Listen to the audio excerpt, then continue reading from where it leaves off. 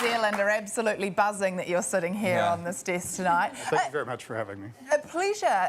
You could be anywhere in the world right now. What made you come out to New Zealand? Well, a group of friends of us were going to go on vacation. My parents, who are part of the group, had never been to New Zealand before. So we came here when there were 12 cases of COVID in the United States. And 10 days later, we had to make a decision about what we were going to do. So we all stayed. Wow. Yeah, better weather or just, you know, Good place to hide out. And I guess you sort of hatched up a plan to thank us for your time here. You're putting on this amazing party. Well, I think like everyone in every community in the world, we've had to make decisions about how we respond to the pandemic. And very much inspired by the example that New Zealand was setting of a community pulling together, we wanted to react in that same spirit. So we said, oh, let's put on a big party, a way of saying thank you for the hospitality and generosity that we've been receiving. And who's there? What can we see? Will there be popcorn? Well, there are going to be two parts. The first part will be in the afternoon, and that's for families, and we'll have race car drivers there and VR systems for everybody experiencing music and food. And then the evening, there'll be an 18+ event, which will basically be a musical festival with New Zealand acts like Lady Six and the Black Seeds. Awesome. Yeah, very, very fine choice of acts. And it's happening in Auckland. If people can't get up to Auckland for the show, should we just text you to help us out with flights, or what's individually we'll fly them in your chopper, maybe, or something? You must get sick of questions about being a billionaire, and I promise we won't ask too many. I'm really interested, what was the last big thing that you bought?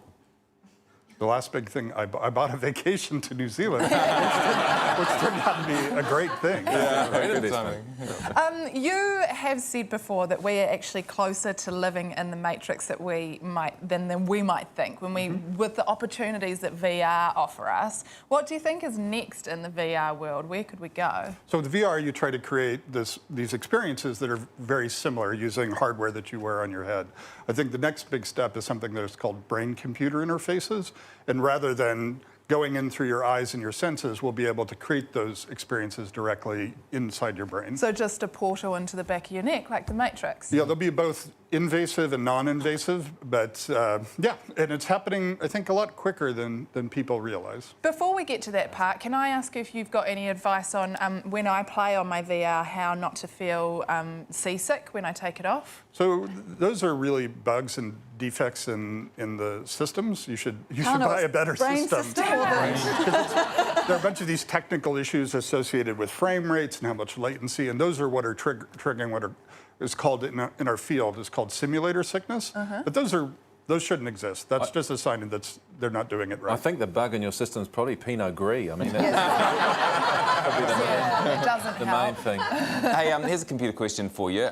This Christmas, PlayStation and Xbox are both coming out with new consoles. Which is better? The Xbox. Really? Why?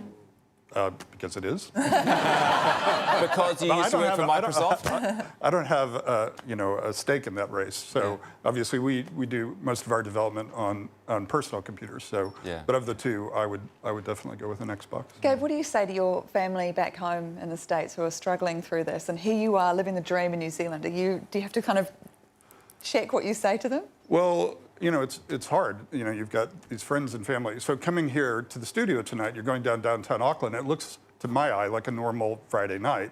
And you look at what our friends are going through in our family back in Seattle, and it's like tumbleweeds are blowing through the downtown. 30% of the restaurants have already closed. And it's hard, you know. And that's part of why we're trying to express our gratitude, because we're here, our lives are very different from our friends back home. Yeah. I know you're grateful to New Zealand, but we're really grateful to you for having this idea and putting the concert on. It's called We Heart Aotearoa, and it's where you find it on the internet. Search We Heart Aotearoa. It's going to be in Auckland on August 15th, and it's free thanks to this man, Gabe Newell.